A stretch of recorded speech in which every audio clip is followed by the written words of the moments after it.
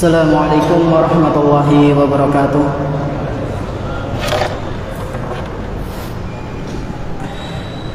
Alhamdulillahirabbil alamin, wassalatu wassalamu ala nabiyyina Muhammadin wa ala alihi wa ashabihi wa man tabi'ahum bi ihsanin ila yaumiddin. Alhamdulillah, segala puji bagi Allah Subhanahu wa taala, di mana Dia telah memberikan kepada kita semuanya nikmat yang begitu banyak. Dan di antara kenikmatan-kenikmatan yang telah Allah Subhanahu wa taala berikan kepada kita semuanya, yaitu berupa nikmat iman, nikmat Islam, nikmat sehat, dan nikmat kita bisa menghadiri majelis ta'lim di salah satu rumah-rumah Allah Subhanahu wa taala yang kita cintai. Kita berharap semoga apa yang kita lakukan ini bisa menjadi bekal kita kelak ketika berjumpa dengan Allah Subhanahu wa taala di hari akhir nanti. Allahumma amin. Salawat beserta salam semoga senantiasa tercurah limpahkan kepada Nabi kita yang tercinta, Nabi Muhammad sallallahu alaihi wasallam, serta para keluarganya, para sahabatnya, dan umatnya yang senantiasa mengikuti sunnah-sunnah beliau hingga hari akhir nanti. Bismillah. Jamaah sekalian rahimani wa rahimakumullah, pada kesempatan yang berbahagia kali ini, qadarullah, guru kita Ustaz Abdurrahman hafizahullah ta'ala berhalangan, dan beliau minta tolong memberikan kami amanah untuk menggantikan sebentar karena beliau sedang safar, dan kita doakan semoga beliau bisa kembali lagi ke Purbalingga dengan selamat dan sehat. Amin. Nah, jamaah sekalian rahimani wa rahimakumullah, pada kesempatan malam yang berbahagia kali ini kita akan sedikit membahas tentang sebuah sifat yang sudah seharusnya dimiliki oleh seorang muslim, yang mana sifat ini merupakan salah satu dari cabang keimanan. Sifat yang kata Nabi Sallallahu Alaihi Wasallam merupakan salah satu cabang dari keimanan. Sifat apakah itu, Ustaz? Lebih spesifiknya adalah sifat malu. Karena cabang keimanan itu banyak, dan yang akan kita bahas pada kesempatan malam yang berbahagia kali ini adalah sifat malu. Inilah sifat yang sudah seharusnya dimiliki oleh setiap muslim dan juga muslimah, yaitu sifat malu. Memang kenapa Ustaz harus dimiliki oleh setiap muslim dan muslimah? Akan kami bawakan sekurang-kurangnya ada 3 alasan kenapa kita harus memiliki sifat malu. Wonten pinten? 3 alasan kenapa kita harus memiliki sifat malu. Yang pertama, karena sifat malu ini merupakan sifat yang diperintahkan oleh Nabi kita Muhammad sallallahu alaihi wasallam. Sifat malu merupakan sifat yang diperintahkan oleh Nabi kita Muhammad sallallahu alaihi wasallam. Dan tentunya Pak Bu, ketika kita berbicara mengenai apa yang disabdakan oleh Nabi Muhammad SAW, itu pasti baik apa buruk? Baik. apalagi yang berkaitan dengan syariat. Pasti 100%, bahkan mungkin 1000%, apa yang diucapkan oleh Nabi Muhammad SAW itu pasti jelas baik. Karena apa? Karena sesuatu yang keluar dari lisan Nabi SAW itu bukan berdasarkan hawa nafsu beliau. Kata Allah Subhanahu wa taala, "Wan najmi idza hawa ma dhalla sahibukum wa ma ghawa wa ma yantiqu 'anil hawa in huwa illa wahyun yuha." Allah sampai bersumpah bahwasanya Muhammad itu sallallahu alaihi wasallam kalau berbicara enggak sesuai dengan hawa nafsunya. Ya. Demi bintang ketika tenggelam, temanmu itu yaitu Muhammad sallallahu alaihi wasallam bukanlah orang yang tersesat dan tidak pula keliru. Ya. Kata Allah. Lalu kata Allah Subhanahu wa taala, "Wa ma yantiqu 'anil hawa." Apa yang diucapkan oleh Muhammad itu bukanlah berdasarkan hawa nafsunya. Dan terus berdasarkan apa? In huwa illa wahyun yuha. Yang diucapkan oleh Nabi kita Muhammad SAW itu adalah berupa wahyu yang sudah dibimbing oleh Allah Subhanahu wa taala. Jadi ketika Rasul sallallahu alaihi wasallam memerintahkan suatu perintah, apalagi yang berkaitan dengan akhirat, syariat, pasti kita harus yakin seyakin-yakinnya pasti itu baik. Di antaranya adalah kita disuruh malu. Dalilnya apa Ustaz? Dalilnya dalam sebuah hadis riwayat Imam At-Tirmidzi dan dinilai hasan oleh Syekhul Albani, bahwasanya Rasulullah sallallahu alaihi wasallam pernah bersabda, "Istahyu minallahi haqqal haya."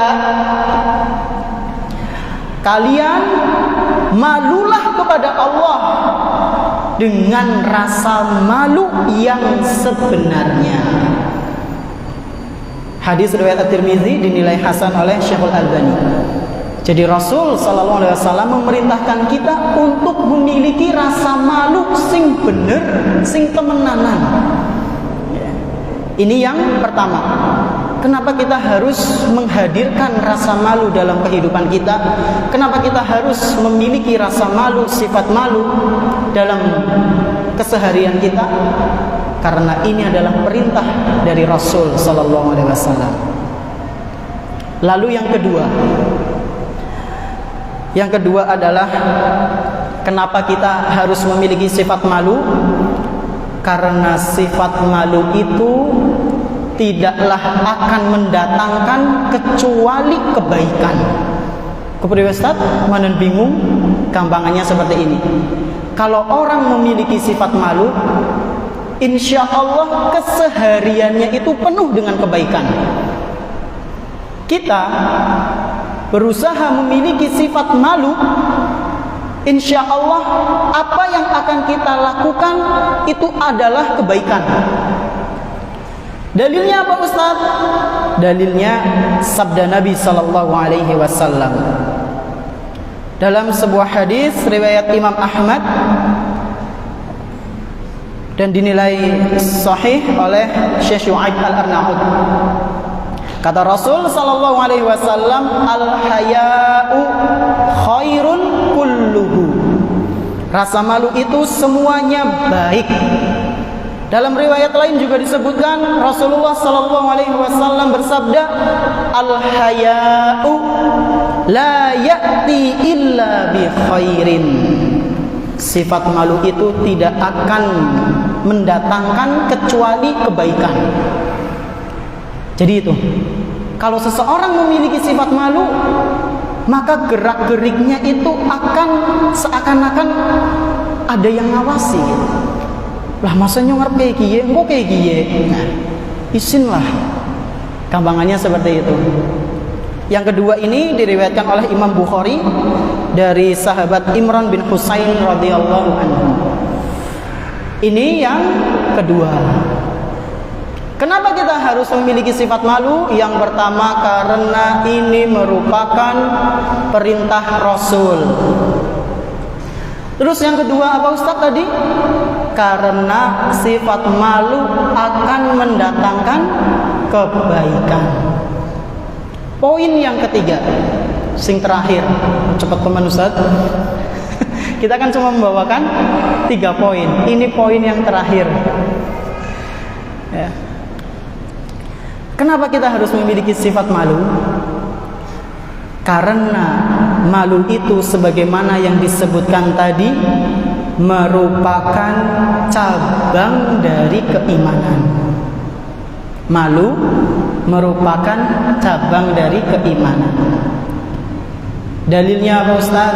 Dalilnya dalam sebuah hadis riwayat Imam Muslim dari Abu Hurairah radhiyallahu anhu.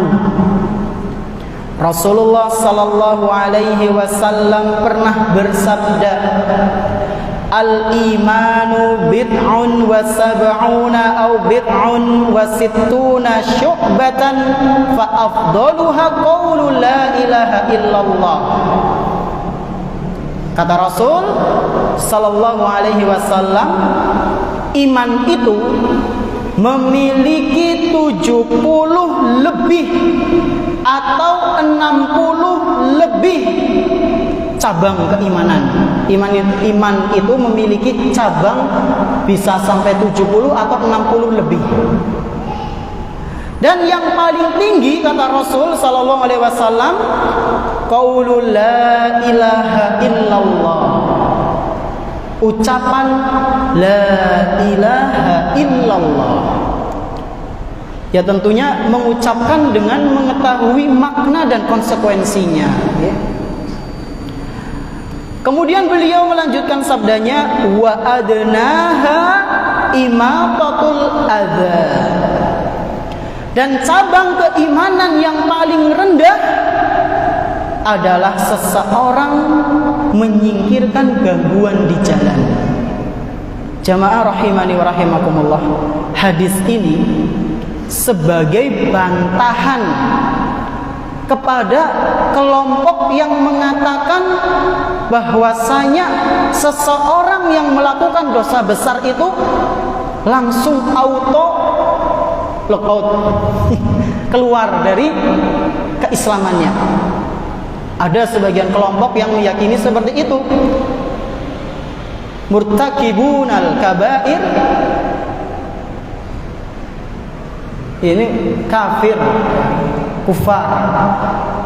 Para pelaku dosa-dosa besar itu auto kafir. Ada sebagian kelompok yang meyakini seperti itu. Nah ya, terus gimana dengan hadis ini? Orang kata Rasul sallallahu alaihi wasallam, kita kalau menyingkirkan gangguan di jalan, misal tiba-tiba ada ranting pohon jatuh, brek. Kok ada di antara kita menyingkirkan ranting itu? Bismillah, melasi mbok ana sing nabrak, melasi mbok ana sing terganggu. Itu tanda panjenengan masih punya keimanan. Dan itu adalah level terendah dalam cabang keimanan. Ini adalah bantahan untuk mereka yang mengatakan pelaku dosa besar itu langsung kafir dan kekal di neraka. Ya. Alhamdulillah kita nggak memiliki keyakinan seperti itu. Ya. Kemudian Nabi SAW melanjutkan sabdanya, wal haya'u syu'batun minal iman. Nah ini, dan rasa malu itu merupakan cabang dari keimanan. Hadis riwayat Imam Muslim. Nah, jamaah rahimani wa rahimakumullah. Mungkin timbul suatu permasalahan, ya. Ketika kita memahami bahwasanya di antara bentuk keutamaan seseorang itu memiliki sifat malu, Berarti ini ciri orang yang baik. Nah, sekarang pertanyaannya, permasalahannya yang sering timbul mungkin di antara kita, apakah sifat malu itu kita praktekkan secara mutlak ataukah tidak? Ya. Karena sebagian orang itu menerapkan sifat malu bukan pada tempatnya, ya. Bukan pada tempatnya. Salah kaprah dalam menempatkan rasa malu. Ya. Harusnya rasa malu ini ditempatkan di sini, malah ditempatkan di sana. Yang di sana malah di sini. Dan inilah yang akan kita bahas. Tadi sudah 3 poin, ya, sekurang-kurangnya kenapa kita harus memiliki sifat malu. Yang pertama, ini adalah perintah dari Rasul sallallahu alaihi wasallam. Yang kedua, karena sifat malu akan mendatangkan kebaikan. Yang ketiga, sifat malu merupakan cabang keimanan. Nah, sekarang sifat malu itu sekurang-kurangnya terbagi menjadi 2. Ya. Kalau tadi, kenapa kita harus memiliki sifat malu? Ada 3. Nah, sekarang sifat malu itu sekurang-kurangnya terbagi menjadi 2. Yang pertama, sifat malu yang positif. Yang kedua, berarti apa? Malu yang negatif. Ya. Yang pertama positif, yang kedua negatif. Apa itu sifat malu yang positif, Ustaz? Sifat malu yang positif atau yang baik adalah sifat yang menghantarkan pemiliknya semakin dekat kepada Allah, semakin rajin beribadah, semakin kelihatan baik di setiap harinya. Dia berusaha untuk memperbaiki dirinya terus, karena dia malu ketika berbuat dosa, ketika bermaksiat di hadapan Allah Subhanahu wa ta'ala. Oleh karena itu, hadis yang pertama tadi yang kita bahas, yang Rasulullah SAW memerintahkan kita untuk malu dengan malu yang sebenar-benarnya, itu ada terusannya, Pak Bu. Ada terusannya. Tadi kan Rasul SAW bersabda, istahyu minallahi haqqal haya. Kalian malulah kepada Allah dengan malu yang sebenar-benarnya. Ternyata setelah Rasul SAW bersabda seperti itu, ada salah seorang sahabat yang merespon, yaitu Abdullah bin Mas'ud. Abdullah bin Mas'ud radhiyallahu anhu. Setelah Rasul bersabda tadi itu, kalian malulah kepada Allah dengan rasa malu yang sebenar-benarnya. Abdullah bin Mas'ud kemudian mengatakan, ya Rasulullah, inna nastahyi walhamdulillah. Wahai Rasul, sesungguhnya kami ini juga sudah memiliki rasa malu. Segala puji bagi Allah, alhamdulillah. Malu yang bagaimana lagi, wahai Rasul? Kami sudah memiliki sifat malu. Nah, kemudian Nabi SAW menjelaskan, laisa dzaka, bukan seperti itu maksudnya wahai Ibnu Mas'ud, walakinnal istihya'a minallahi haqqal haya'i an tahfazar ra'sa wa ma wa'a. Sesungguhnya sifat malu kepada Allah dengan malu yang sebenar-benarnya, yang pertama adalah engkau menjaga kepalamu dari segala hal-hal yang engkau resap. Berarti apa?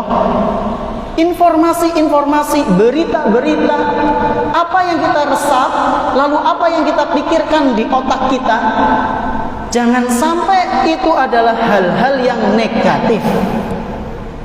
Kalau panjenengan kita menjaga kepala kita, menjaga otak kita dari pikiran-pikiran yang ngeres, berarti kita sudah malu dengan rasa malu yang sebenar-benarnya kepada Allah. Ini yang pertama. Lalu yang kedua kata Nabi sallallahu alaihi wasallam, wal batana wa ma hawa, dan engkau menjaga perutmu dari segala hal yang engkau makan, yang engkau cerna. Kalau kita malu kepada Allah, makan uang korupsi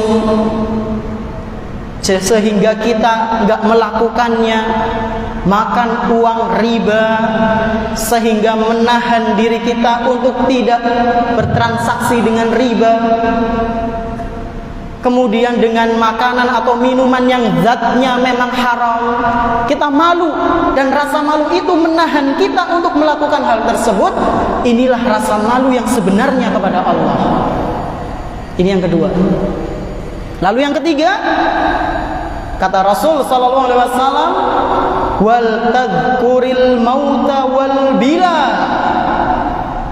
engkau senantiasa mengingat kematian dan segala keusangannya. Keusangannya, orang yang ingat mati itu biasanya pripun Pak Bu? Panjenengan nate nginget kematian boten? Ya pernah lah, minimal ya pernah ya, seumur hidup masa mikirnya happy terus ya. Ketika kita tersadarkan dan kita merenung akan tentang kematian, apa yang kita rasakan? Dening nyong ngoyo temen ya jebule ya, golek-golek dunia, ngope ujung-ujungnya mati, dipendem, usang, kayaknya udah nggak ada harganya lagi dunia. Nah, orang yang memikirkan kematian kemudian membuat dirinya menjadi lebih baik, menjadi lebih dekat kepada Allah, malu. Kalau tiap hari kok dunia, sholat dunia, ngaji dunia, akhiratnya kapan? Malu kalau kita seperti itu. Lalu kita berusaha menjadi lebih baik, maka inilah malu yang sebenarnya. Ini yang keberapa? 3, okay? Ya 3. Lalu yang keempat kata Nabi sallallahu alaihi wasallam, wa man aradal akhirata taraka zinatad dunya, yaitu ketika orang yang menginginkan akhirat kemudian dia meninggalkan segala perhiasan dunia. Jadi dia ucapannya itu enggak cuma omong doang. Dia yang pengen surga, yang pengen uripe penak mengko. Ya yuk sholat wis adzan. Aduh, mau disit lah. Isi bebeh. Ya dipaksa awake. Jere ora oleh maksa. Ini kadang pinter banget ya. Pinter dalam tanda kutip. Ini kadang ada orang ya pengennya sih kenikmatan yang abadi dan indah ya. Tapi usahanya nggak ada ya. Nggak ada usahanya. Kata Nabi, orang yang inginkan akhirat dan dia kemudian berusaha meninggalkan segala pernak-pernik dunia yang melalaikannya, berusaha zuhud karena dia malu kepada Allah, jadi seneng pengen dilebokna surga, tapi mana tindakannya? Gak ada, malu. Lalu dia berusaha semaksimal mungkin supaya bisa menjadi penghuni surga, dan dia tinggalkan sedikit demi sedikit kenikmatan perhiasan dunia. Inilah malu yang sebenarnya.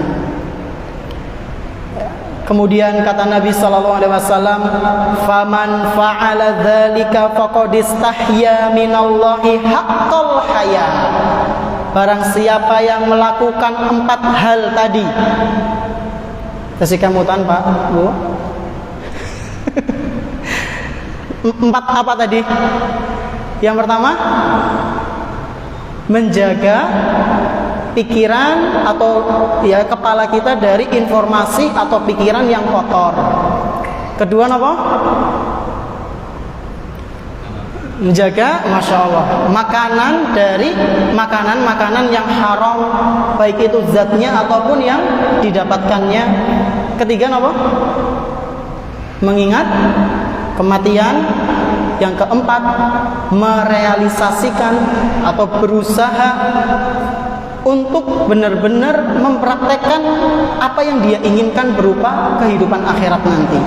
Pengen akhirat, ya dunianya mandan dikurangi. Ya. Inilah orang yang benar-benar malu kepada Allah Subhanahu wa ta'ala. Nah, jamaah rahimani wa rahimakumullah. Ini malu yang keberapa? Malu yang pertama, yaitu malu yang positif atau baik.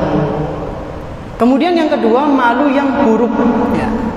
Berarti kebalikannya, pengertiannya kebalikannya dari yang pertama tadi. Malu yang negatif, malu yang buruk adalah sifat malu yang menghantarkan pemiliknya jauh dari kebaikan, jauh dari Allah Subhanahu wa ta'ala, jauh dari ibadah, ketaatan dan yang semisalnya. Contohnya apa Ustaz? Contohnya isin. Kenang apa sih? Deneng wis adzan ora salat di masjid. Nang omah bae lah. Lah iya kenang apa? Isin ngaro tanggane anu nembe tobat langsung di masjid kuwi dilurui. Isin yang kurang tepat ya. Berjamaah aja. Dilurui paling cuma seminggu, 2 minggu, 2 bulan, 3 bulan, habis itu udah malu. Ketika sudah ke masjid, lagi safar misal, datang ke masjid atau masjid yang ada di rumahnya nggak ada yang azan, disuruh azan aja, orang lah isin. Gak mau, malu mensyiarkan Islam, malu dengan pakaian muslim, malu berkata jujur. Dan biasanya Pak Bu, orang yang sukanya dusta niku, dia itu biasanya di kedustaan pertama pasti akan ditutupi dengan kedustaan kedua, ketiga, keempat dan seterusnya. Saya ada kisah nyata ini, intermezzo ya. Kurang berapa menit lagi nih? Sampun? Belum. Ini dulu ketika saya masih sekolah di SMK, nggak saya sebutkan lagi. Sing pun ngertos iki niku. Ketika saya di SMK kelas 3, itu kami disuruh baca Al-Quran. Ana masih ingat juz 2 ayat yang bunyinya walikulli wijhatun huwa muwalliha fastabiqul khairat. Satu-satu suruh maju. Teman saya, jadi kita disuruh bawa Quran. Teman saya maju, akhirnya kebagian teman saya ini harap ngelumbuni guru nih. Maju, baca Qurannya, dibaca. Tapi kok gurunya ini, guru agama kami merasa aneh. Kok bacaannya nggak bernada, terus makhorijul hurufnya juga aneh, tajwidnya juga ya kayak nggak ada. Pas dicek Al-Qurannya, ternyata Al-Quran Latin. Jadi Arab yang dilatinkan, se-Quran. Ternyata ada Pak Bu. Saya kira kan cuma Yasin gitu. Ternyata teman saya punya Al-Quran itu full Al-Baqarah, Al-Fatihah sampai An-Nas Latin kabeh. Ditakoni nang gurune. Nggih, kok mbiyen pas isi cilik ngaji apa ora sih? Ya ngaji lah Pak, kayak jawabannya. Ya ngaji lah Pak, kayak ngaji temenan, ngaji. Ya jal ki maca, ki huruf apa? Tengar, tengir ya, ketawa kesana kemari. Ditanya lagi nggak tahu. Ya, tak takoni. Saya tanya lagi, ngaji nggak dulu? Ngaji Pak, temenan Pak, sumpah. Ngasih ikro pira? Ditakoni ngasih ikro pira? Ikro pira ya Pak? 15 loh kayaknya. Jawab, ikro 15 kayaknya. Ya. Terus kata guru kami, wah, jos temen nyong bemi ngasih 6 toh. Kok ngasih 15? 15 apa pitu ya Bang? Akhirnya tutupi terus.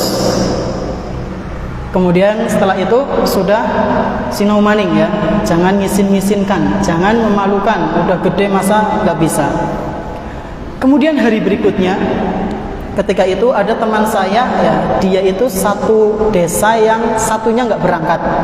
Hari keesokan harinya, temannya dia itu datang. Lah, dulu kami anak-anak SMK ya, masih awam, saya juga belum, awal-awal ngaji juga belum. Kita saling ledek-ledekan ya. Nih, teman kamu dulu ini, teman kamu kemarin ini, dia masa ditanya tentang masalah ikro nggak bisa jawab. Saya tanya ke temannya dia, teman satu desanya.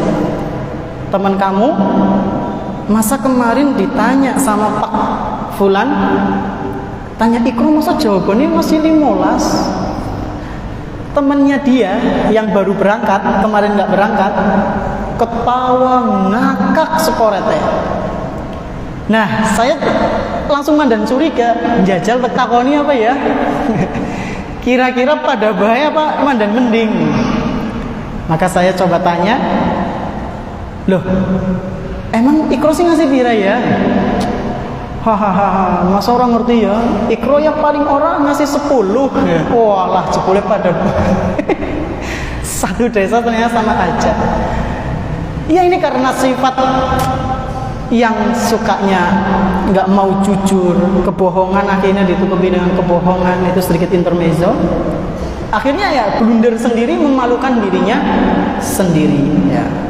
Atau contoh lain, malu ketika melihat ustadznya ada kekeliruan, nggak mau nasihatinya, memperbaikinya, tentunya dengan adab yang baik ya. Ini adalah malu yang keliru. Dan dalam bahasa Arab, kalau kita merasakan sifat malu ya, dan itu adalah malu yang tidak tepat, namanya bukan al-haya, tapi namanya adalah al-khojal ya. Al-khojal ini adalah sifat malu yang tercela. Mungkin ini yang bisa kami sampaikan, karena waktu Isya sudah hampir datang, mau tiba. Jadi sebelum saya tutup, sedikit murojaah. Malu, kenapa kita harus memilikinya? Yang pertama karena perintah Rasul. Yang kedua, mendatangkan kebaikan. Yang ketiga, karena sifat malu merupakan cabang dari keimanan. Dan sifat malu itu sekurang-kurangnya terbagi menjadi 2. Ada malu yang positif, ada malu yang negatif ya. Jadilah kita seorang pemalu, dalam artian pemalu yang mendatangkan kebaikan, dan jangan kita menjadi orang yang malu-maluin ya. Malulah tapi jangan memalukan, dalam artian malu mensyiarkan Islam, malu menebarkan kebaikan, malu belajar, dan malu-malu yang lainnya yang sudah seharusnya kita jauhi. Semoga yang sedikit ini bermanfaat. Terima kasih atas perhatiannya.